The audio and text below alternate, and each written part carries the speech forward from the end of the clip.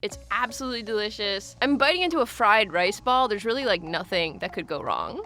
Hi, I'm Jen, and today I'm going to show you how to make Japanese-inspired arancini. So for this recipe, it uses dried mushrooms, and we're going to rehydrate them by cooking them in water. So when you're done, don't get rid of the cooking water. That's actually super important. We need that for the broth. Well, okay, obviously I like this dish because it tastes super good, but also it has significance to me as well because it's one of the first dishes that I learned how to make after I came out.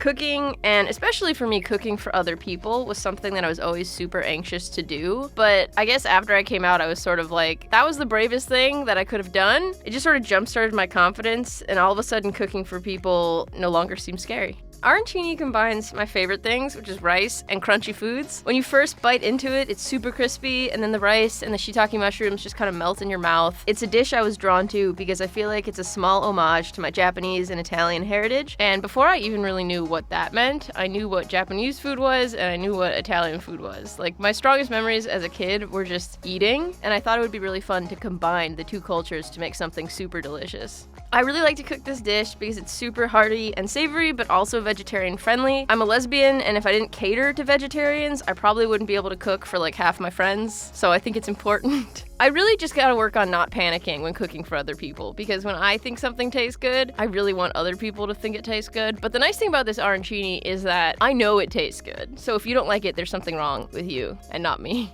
I grew up surrounded by a huge family on both sides, and food was always such a big part of our family gatherings that I've been surrounded by people who love to cook my whole life. And I'm really grateful that I have like a wealth of family recipes to draw from, because sometimes cooking is like one of the ways that we can feel at home even when we're super far from all of the people we love.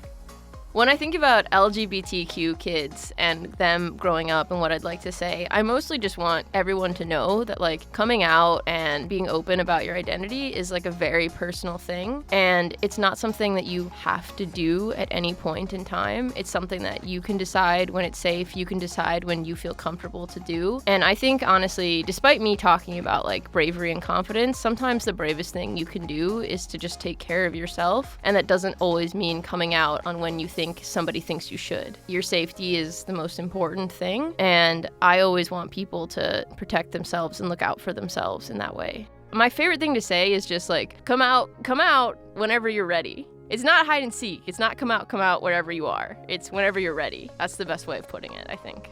Happy Pride Month, everyone. We're gay or not. We're all just a bunch of big queer people. It's gonna be fine. We're having a good time.